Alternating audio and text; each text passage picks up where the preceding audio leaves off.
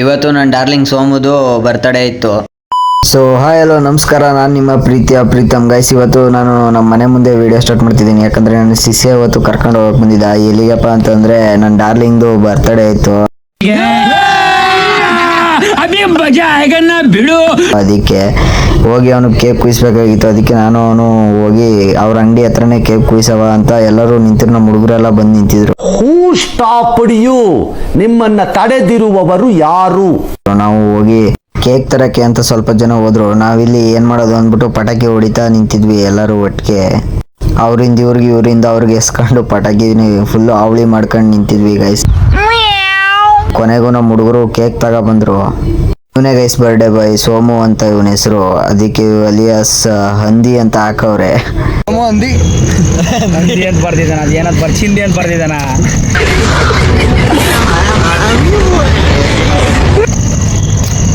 Cake photo ತೆಗಿಯೋದಕ್ಕೆ ನಡಕ್ತಾವ ಕೈಗಳನ್ನ ಅದಕ್ಕೂ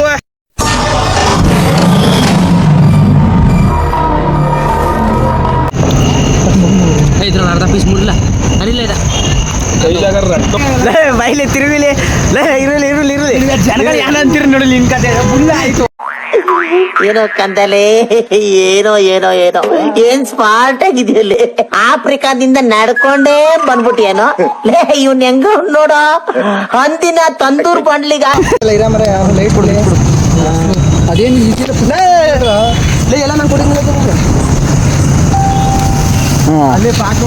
birthday boy child birthday boy birthday boy child ಆನೆ ಪಾಲ ಹಿಡ್ಕ ಆಟ ಆಡ್ತಾನೆ.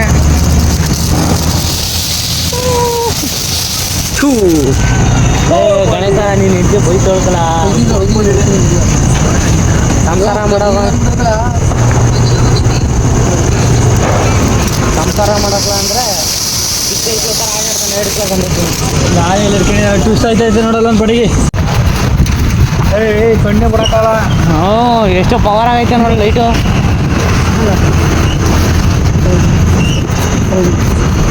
ನಿಲ್ಲಿಸ್ಬಿಟ್ಟು ಪೋಸ್ ಕೊಡ, ಅಲ್ಲೇ ಪೋಸ್ ಕೊಡ. ಆಹಾ, ನಿಮ್ಮ ಅಪ್ಪ ಅಮ್ಮ ನಿನ್ನದು ಏನು ಅಂತ ಹುಟ್ಟಿಸ್ಬಿಟ್ರು.